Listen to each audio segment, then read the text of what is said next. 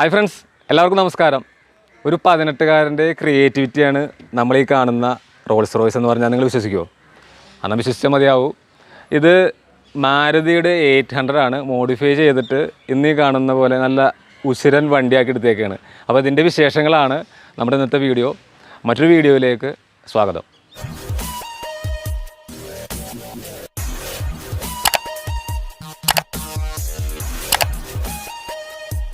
Friends, actually ഈ വണ്ടി public റോഡിൽ ഓടിക്കാനുള്ള അനുമതി ഇല്ല കേട്ടോ.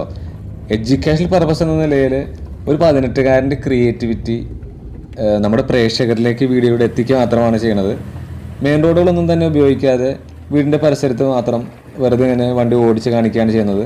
അപ്പോൾ അക്കാര്യം എല്ലാവരും ഒന്ന് മനസ്സിലാക്കുക. അപ്പോൾ കൂടുതൽ വിശേഷങ്ങൾക്കായിട്ട് വീഡിയോ നിങ്ങൾ സ്കിപ്പ് ചെയ്യാതെ ഫുള്ളായിട്ട് കാണുക. ഈ റോൾസ് റോയ്സിൻ്റെ ക്രിയേറ്ററെ നമുക്കൊന്ന് പരിചയപ്പെടാം. ഹായ്.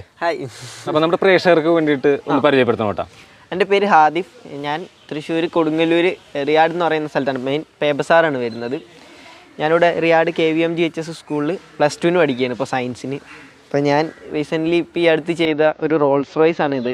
ആ ഒരു മോഡൽ 800നെ കൺവേർട്ട് ചെയ്തിരിക്കുന്ന ഒരു റോൾസ് റോയ്സിൻ്റെ മോഡലാണിത്.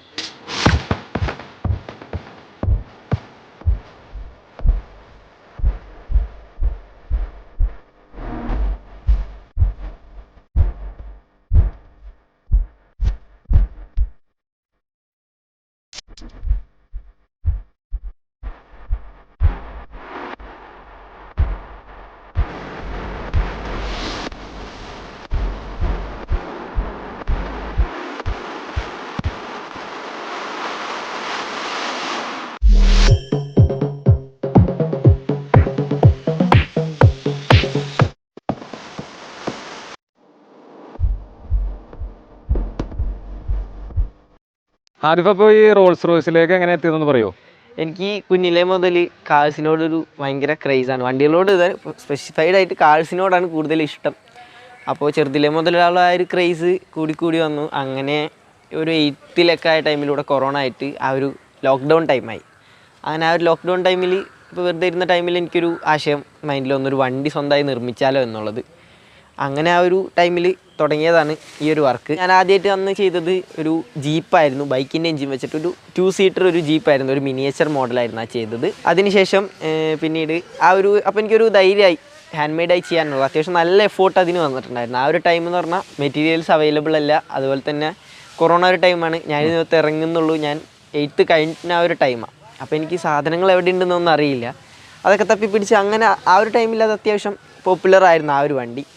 അതിനുശേഷമാണ് പിന്നെ ഇപ്പോൾ ഈ ഒരു വർക്ക് ചെയ്യുന്നത്. അത് ചെയ്ത് കഴിഞ്ഞപ്പോൾ എനിക്കിവിടെ മതിലകത്തുള്ള റോണി ജോർജ് എന്ന് പറഞ്ഞൊരു ചേട്ടൻ, ആൾക്ക് അത് ഇഷ്ടമായിട്ട് ആളെന്നെ കോൺടാക്ട് ചെയ്തു. അപ്പോൾ ആൾ പറഞ്ഞാൽ ആളുടെ അടുത്ത് ഒരു പഴയ 800 ഉണ്ട്, ആളത് ഒരു ഉപേക്ഷിച്ച നിലയിലാണ്.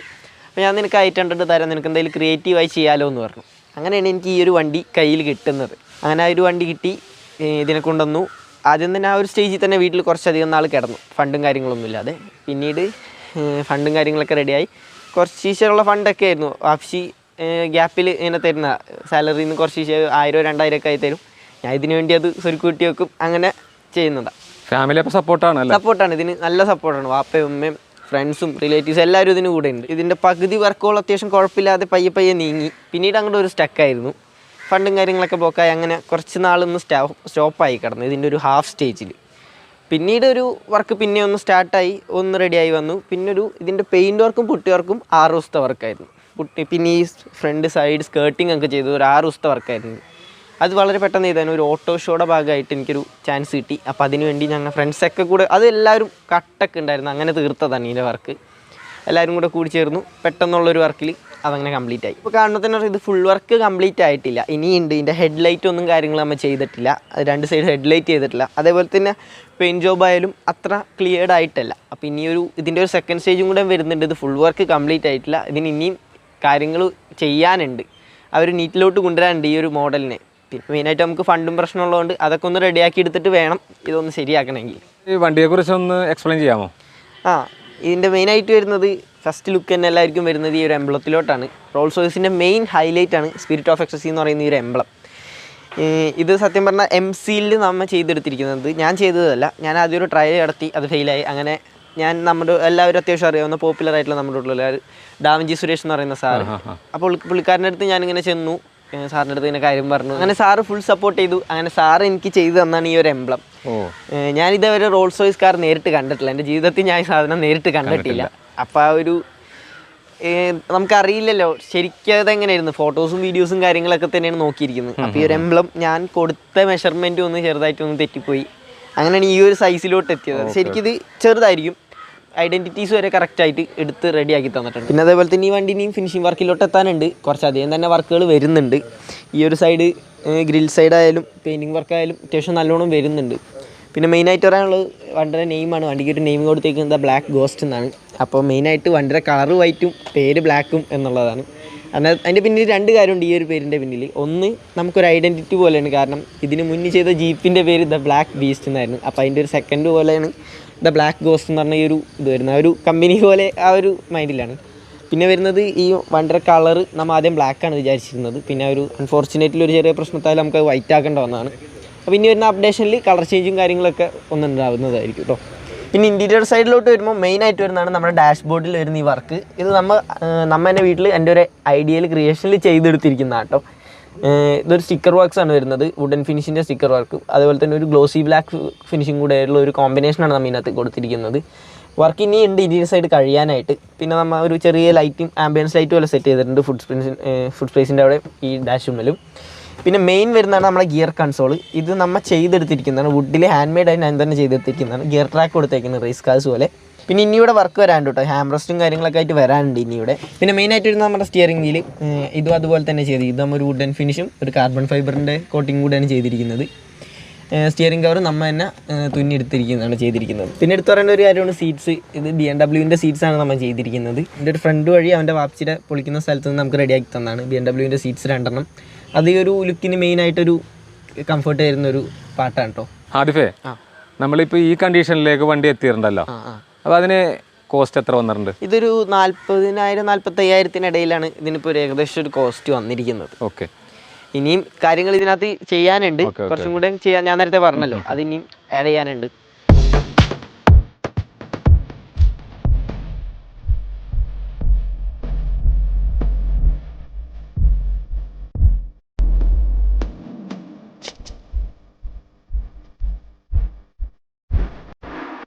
ആദിഫ് ഇപ്പോൾ +2 അല്ലേ? +2. അപ്പം നെക്സ്റ്റ് പ്ലാൻ എന്താണ്?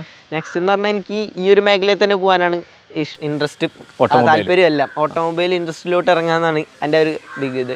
അപ്പോൾ ഓട്ടോമൊബൈൽ എഞ്ചിനീയറിങ് അല്ലെങ്കിൽ മെക്കാനിക്കൽ സൈഡ് അങ്ങനെ ആ ഒരു മേഖലയിലോട്ടാണ് കൂടുതൽ എനിക്ക് ആഗ്രഹം പഠിക്കാനായിട്ട്. ഇനിയിപ്പോൾ നെക്സ്റ്റ് പ്രോജക്റ്റുകൾ എന്തെങ്കിലും ഉണ്ടോ? നെക്സ്റ്റ് പ്രോജക്റ്റ് വരുന്നുണ്ട്. ഇപ്പം ഞാനൊരു വില്ലീസ് ചെയ്തുകൊണ്ടിരിക്കുന്നുണ്ട്, ബൈക്കിൻ്റെ എഞ്ചിൻ വെച്ചിട്ട്. അതൊരു പഴയ മിലിറ്ററി ടൈപ്പ് വില്ലീസാണ് അത് വരുന്നത്.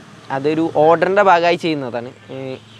ഒരു കാലിക്കറ്റിലോട്ട് വേണ്ടി ചെയ്യുന്നതാണ് ഒരു ആളുടെ മോനിക്ക് വേണ്ടി ചെയ്യുന്ന ഒരു ഓർഡർ. അത് അത്യാവശ്യം ഹെവി തന്നെയാണ് വരുന്നത്. പിന്നെ അത് കഴിഞ്ഞ് എനിക്കായിട്ട് ചെയ്യാൻ ആഗ്രഹമുള്ള എൻ്റെ ഒരു ഫ്യൂച്ചർ പ്ലാൻ ഉണ്ട്, അത് വഴിയെ ചെയ്യണം എന്നാണ്. അതിനെക്കുറിച്ച് റിസർച്ച് കുറച്ചധികം തന്നെ ചെയ്യാനുണ്ട്.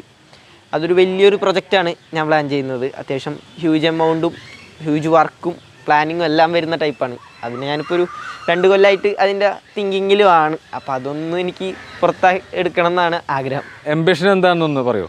ഇത് തന്നെയായിട്ട് പോകാനാണ് ആഗ്രഹം. ഇതിൻ്റെ ഒരു പീക്ക് ലെവലിലോട്ട് എത്തുക എന്നുള്ളത് തന്നെയാണ്. മിനിയേച്ചറിലോട്ട് ഇറങ്ങാം എന്നുള്ളൊരിതാണ്. അപ്പോൾ ഒരു പുതിയൊരു സെഗ്മെൻറ്റ് ഓപ്പൺ ആക്കുക എന്നുള്ളൊരു പ്ലാനിലാണ്. അതേപോലെ തന്നെ ഹൈബ്രിഡ് ടെക്നോളജി, വണ്ടി സംബന്ധമാണെങ്കിലും ഇതിൻ്റെ കൂടിയതായിട്ടുള്ള ഹൈബ്രിഡ് ടെക്നോളജിയാണ് ഞാൻ കുറച്ചും കൂടി ഇനി ആഗ്രഹിക്കുന്നത്. അപ്പോൾ അതിനൊത്തോട്ടുള്ള ഒരു റിസർച്ചും കൂടെയാണ് ഇപ്പോൾ ഞാൻ ഈ പറഞ്ഞ പ്രൊജക്റ്റ് എന്ന് പറയുന്നതും. അത് അത്യാവശ്യം ഞാൻ പറഞ്ഞല്ലോ ആ ഒരു രീതിയിലുള്ളതായിരിക്കും. ഇനി ഒരു നല്ലൊരു ഫ്യൂച്ചർ ആദിഫിന് ഉണ്ടാവണമെന്നുണ്ടെങ്കിൽ ചിലപ്പോൾ ഈ വീഡിയോ കാണുന്ന ആർക്കെങ്കിലുമൊക്കെ ഒന്ന് ഹെൽപ്പ് ചെയ്യാൻ പറ്റുമായിരിക്കും. മാക്സിമം ആളുകളിലേക്ക് ഈ വീഡിയോ ഷെയർ ചെയ്യുക. ഇത്തരം വീഡിയോ ഇഷ്ടപ്പെടുന്ന ആളുകളാണ് നിങ്ങളെങ്കിൽ ഈ ചാനൽ സബ്സ്ക്രൈബ് ചെയ്യാനായിട്ട് മറക്കരുത്. മാത്രമല്ല ഹാദിഫിനൊരു യൂട്യൂബ് ചാനലുണ്ട്, പേരൊന്ന് പറഞ്ഞു കൊടുക്കണം. ഹൈടെക് എന്നാണ് ചാനലിൻ്റെ നെയിം. ഓക്കെ, അപ്പോൾ നിങ്ങൾ വണ്ടി സംബന്ധമായ കാര്യങ്ങൾ അപ്ഡേഷൻസ് ഒക്കെ അതിൻ്റെ അകത്ത് വരും. ഫ്യൂച്ചറിൽ വരുന്ന പ്രൊജക്റ്റുകളുടെ മുന്നത്തെ മേക്കിംഗ് വീഡിയോസ് ഒക്കെ ഉണ്ട്, എല്ലാം ഉണ്ട്. അപ്പോൾ ആ ചാനലൊന്ന് സന്ദർശിക്കുക, സപ്പോർട്ട് ചെയ്യുക. അതുപോലെ ഹാദിഫിൻ്റെ ഫ്യൂച്ചറിന് വേണ്ടിയിട്ട് നിങ്ങളെല്ലാവരും മാക്സിമം ഏതെല്ലാം ലെവലിൽ സപ്പോർട്ട് ചെയ്യാൻ പറ്റുമോ ആ ലെവലിലെല്ലാം സപ്പോർട്ട് ചെയ്യുക. മറ്റൊരു വീഡിയോയുമായിട്ട് വീണ്ടും കാണാം. ബൈ.